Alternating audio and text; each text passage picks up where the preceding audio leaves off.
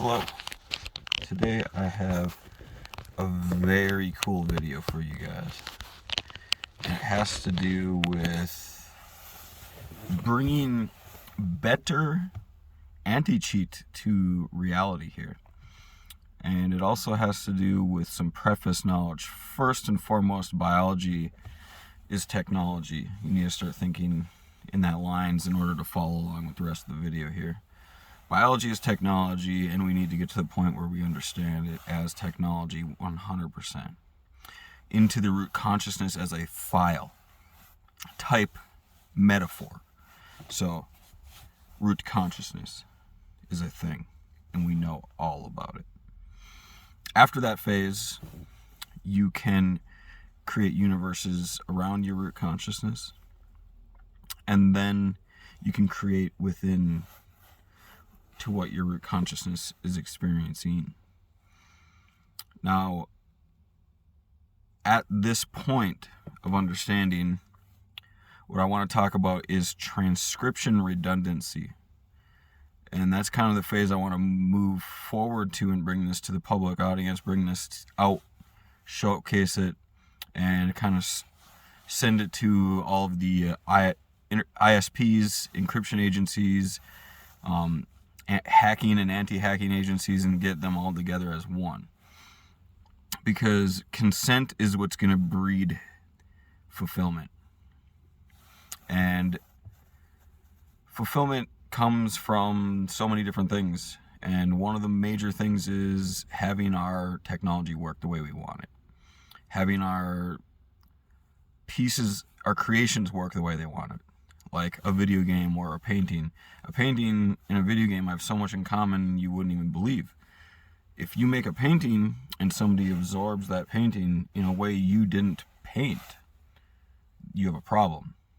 Because now your definitions are not being transcribed to the audience appropriately. It's the same thing with video games. If a video game creates a video game a certain way, they don't want you to cheat their audience, because now that's almost corporate espionage in this world today. Is DDoS and hacking is a way to get your competitors out of the game. The game meaning, I have a similar game to you, I'm releasing it, I'm publishing it, I'm working on it. There's like 5 other people that are in my genre, and they all have games very similar, and all those players like play my game, but they prefer this game, so I'm going to attack them. So I want to get rid of that. And I know a very good way to get rid of that is to go back to the beginning of this video and think about root consciousness and code your games in relative perceived to my audience consent enforcement. And that has to do with encryption key protocols. Packets of data, like the word the means the. But the can be targeted to anything. That. The. It is all about the preface. So that is a encryption protocol right there. I was thinking about this earlier, can be multiplied by anything and create anything else. And that breeds total relative perceived context. Now, where am I going with this? This is about packets compression. If you have a packet stream and it's being compressed by an encryption key, which is totally possible because you find redundancies in the language and you reduce the language with preface encryption key. That encryption key multiplies the code and completely scrambles it. And then there's only supposed to be 2 parties that have the encryption key. So when the packets finally reach the destination, it divides by the encryption key and then gets true format. The word the is perceived exactly as it should have been because I said the and I sent it. But I sent it with an encryption key. So it was like other. But not really. It'd be like ATAHAEA.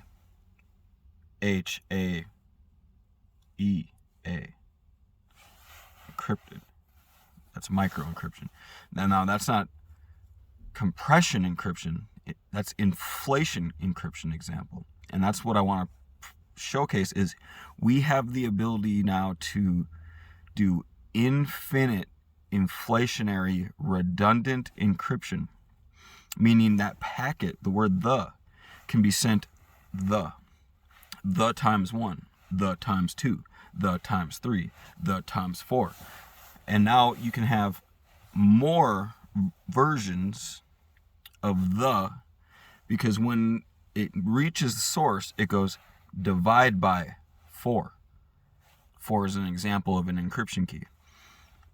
Now you get the 1,000 or 10,000 different ways. This is how cell phone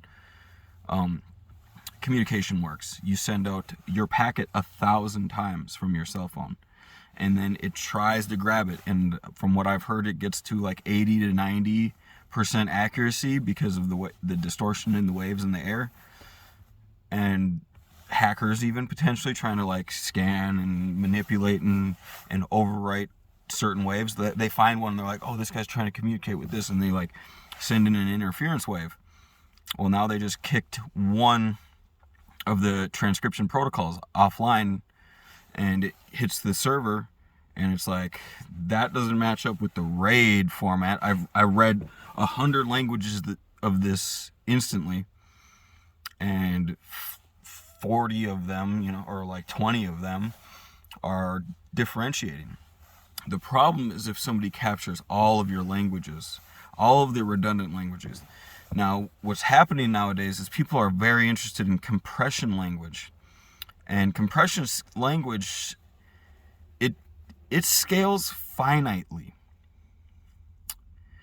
which is hackable. Because no matter what, if you have a 32-bit package of data, that 32-bit package of data can permutate. If it's equal or less than in size, it can only transcribe without an encryption key protocol, by the way. The encryption key protocol can multiply that into the infinity, but it can only transcribe outward the 32 factorial. Factorial is the amount of compressed ways to communicate that potential 32-bit maximum. So there is a maximum amount of compression encryption in the universe, and it's all relative to how big your packet is in every moment sent to handshake back and forth between the servers in order to keep the engrossment going. So like if I say this troop is going to move over here, it just needs to send one package, because the rest is all simulated for all the clients, because they downloaded that one package too. Now they know. So until there's a change made, like, oh no, I'm going to move it over here, well then bam, it sends the move, it sends it back out, and then everybody's up to date. And then you move again, does it again.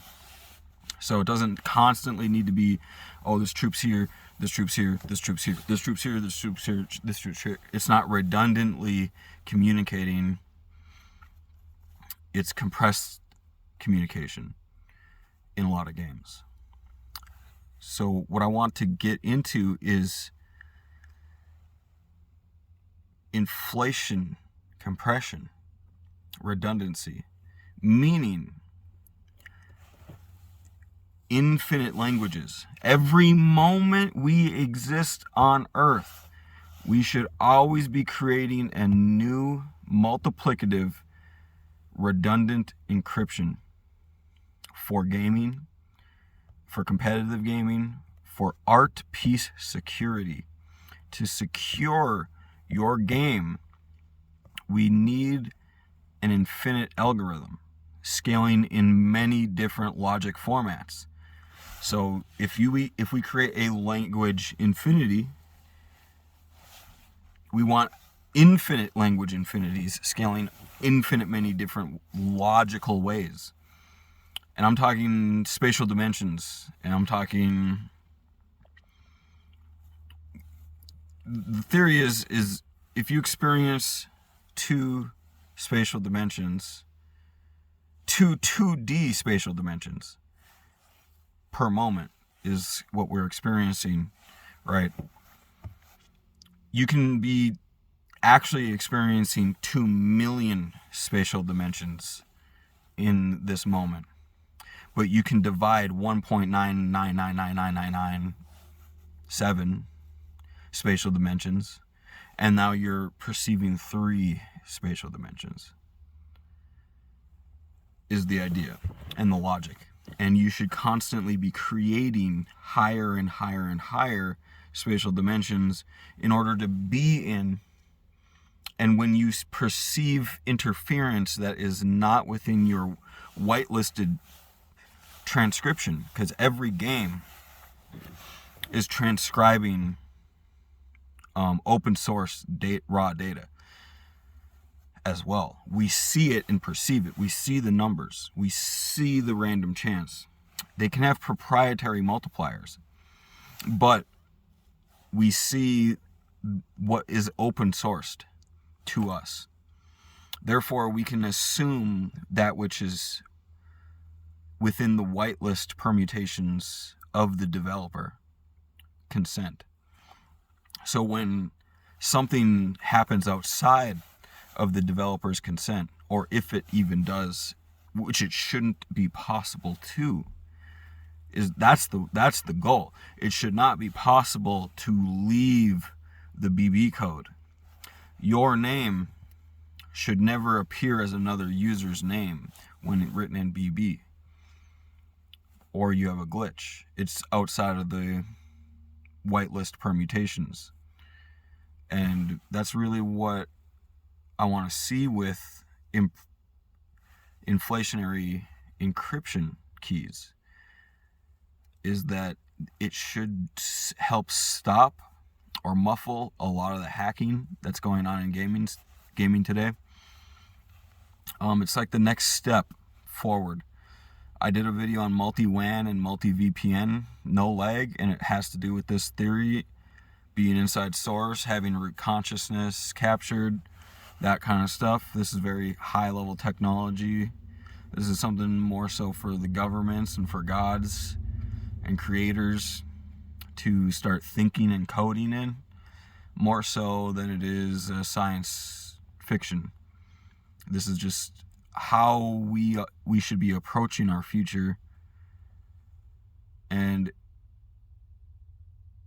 I see a lot of problems in gaming today with hacking, complaints, experiences myself, where non-logical things happen, glitches happen, and then the glitch isn't necessarily definable to my logic through normal glitch association, where I'm now blaming third-party abuse. So, like a conscious being is trying to inject that into the game.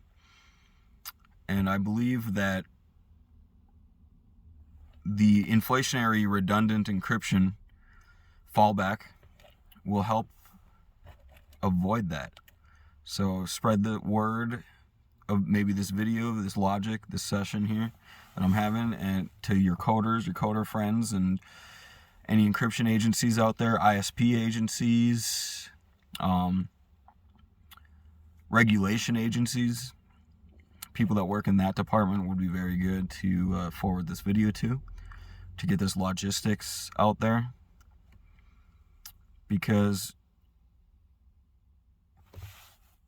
when you absorb 10 trillion ways of the universe going on at once, even if somebody takes 90% of them and changes them to the outside of whitelist permutations, it should fail to permutate.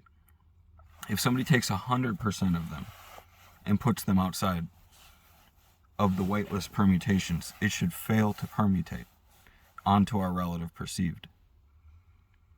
Because that is consent, whether anyone likes it or not. You do not create hacking. Hacking creates upon you. And when hacking is creating upon you, that means we live in a land of the raped. That means we live in hell. And the thing is there's like purgatory, there's hell, there's heaven. The idea is to manifest and create heaven. And with this logistics, it should be one step forward to creating heaven gaming, heaven on earth, getting us out of like purgatory where we're kind of in between, which is what the reality is. We're not in hell. We don't have demons flying around. We're not getting tortured like crazy. We don't have infinite hacking problems. We have finite, small, minuscule hacking problems. And we're getting rid of that theory by theory that gets listened to and implemented. And this is one of them. This is in the top 90% of echelon of the heaven realm manifestation. We come together and create infinite algorithm, infinity contained, redundancy, omnipresence onto our relative perceived, without spoofing, and we'll be one step closer to making that heaven realm gaming on earth. The spoofing is the really big one, is you can't accept tray-ins to certain things. You cannot accept alteration of data onto certain things.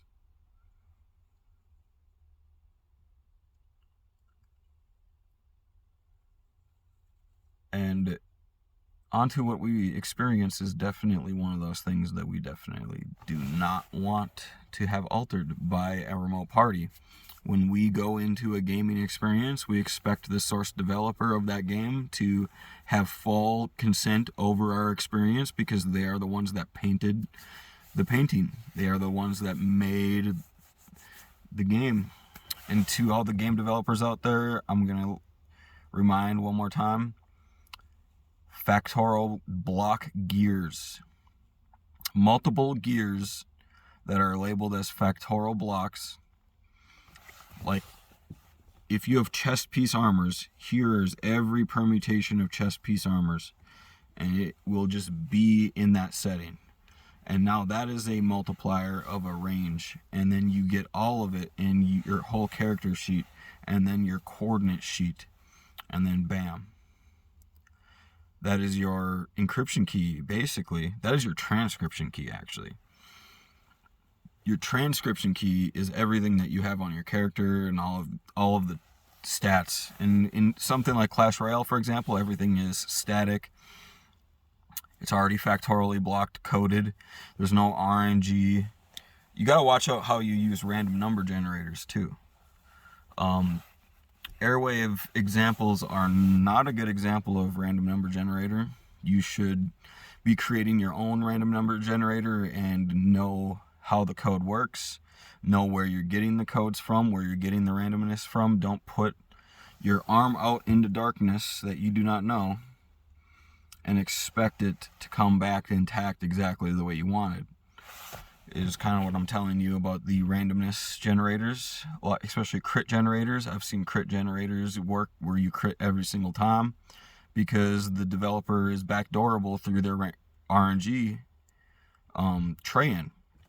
They're downloading every moment, random number generator protocol in the moment, and somebody goes, I want to crit right now. I know they're using this. I'm going to hack this. I'm going to send some waves into that. It's going to roll high. I'm going to get a 99% chance to crit every single time. Bam, bam, bam, bam, bam, crit, crit, crit, crit, crit.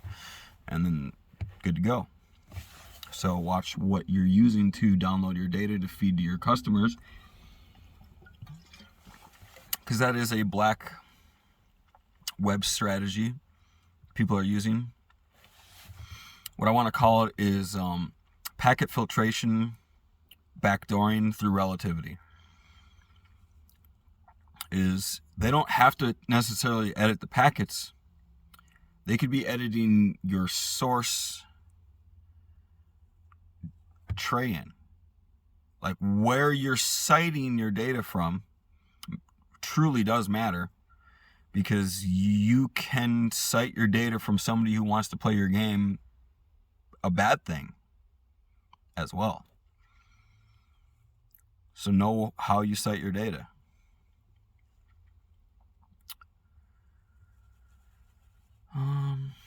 And lastly, it's really about transcription. What language you transcribe in initially. Last two things. The last one is going to be anti-rootkit. How you write the data and what you truly communicate. Sometimes you have to overly communicate in order to get the game working exactly as you want it. Because there's all these finite phalanges and things you have to change in order to get exactly what you wanted to make to work the way you wanted to make it work, without backdooring, without loopholes and exploits and glitches, especially abusable glitches for competitive advantages. Symmetry is always a good one to go to. Think about, how can I create symmetry for all of my clients? That's a very good logic to get your coders into. But lastly, I want to talk about anti-rootkits. This is your last chance kind of thing. Is as a source developer in the gaming world, people want to do corporate espionage, and all they need to do is get one IP, sadly enough, one static IP, and now they just need to tunnel that to their source and filter it through their source, and now they can create an infrastructure home. Basically, they can siphon all of your source data. They take it, flash drive it, or just 1% trickle it in, slowly, surely. Eventually they capture every single piece of code you have, and now since they know it, they can go work on the side. And this one's going to get a little bit sci-fi, but they can do it instantly. Once they have all of your data, they can actually do root consciousness, pre-computed time inventions. Pre-computed time is not a theory anymore to me. I've seen pre-computed time in Lucid Dream. I've experienced 30 days and 2 hours. And that's because every permutation of potential free will choices was already pre-computed. I went in there and experienced a very long session and came back out instantly. So you're not in this like time warfare. Like, you can be hacked today. You can be hacked already. And it's as simple as, where are your packets going and what language protocol are you speaking in? What encryption protocol are you speaking in? Because if you have, at the beginning of this video, like I said, if you have a finite package maximum, every language that can be compressed into, if it's always going to be equal or less than that size, because of encryption compression, it's hackable, because it's every permutation can be stored. You go all 32-bit streams, languages, potential encryptions. Boom. I know them all. Every single option, no matter what. It's not a matter of which one is it. It's more a matter of, like, keep trying until it works. And now that it works, I know which one it is. Do you know that I know? If not, then I linger hacks onto your clients. If you do know that I know, then you can change the encryption. But then it's just a needle in a haystack hunt, and I have every single needle location in that haystack. So I just scan with an infinitely powerful source. And in a second, like I said, pre-computed time, you just go, with pre-computed time, you find the needle instantly. Because you're not scanning throughout time. You're scanning infinite locations per moment. So you need to be writing in infinite locations per moment. And you can't do that with encryption compression. You need inflation encryption. You need to do randomized, larger than normal packet communication. So the normal p-value needs to be multiplied by a larger sum of code. and communicate that smaller amount of code exactly the same randomly. And then you need to also do assurance of client encryption key, meaning each and every single client has to be completely anonymous with their encryption key. Because here's the kicker: anti-rootkit to your source. Anti-rootkit helps you have a private divider. So you can keep your private divider private to you, and you never give that divider to your client, because you go, this client can speak in these languages, and I'm going to give him this one language. And if I sense that he has packets outside of the permutation of whitelists, I can make him speak in this language with one packet. And now you're hacking the hacker. And that is to do with anti-rootkitting. Forced transcription, because your development consent matters. You are the developer, you are the proprietary owner of the experience that you are distributing. And the clients are consenters to the art piece that which you are providing. So anything that they're doing in order to change or transmute or alter the experience should only be within the allowances that you give out. And that matters.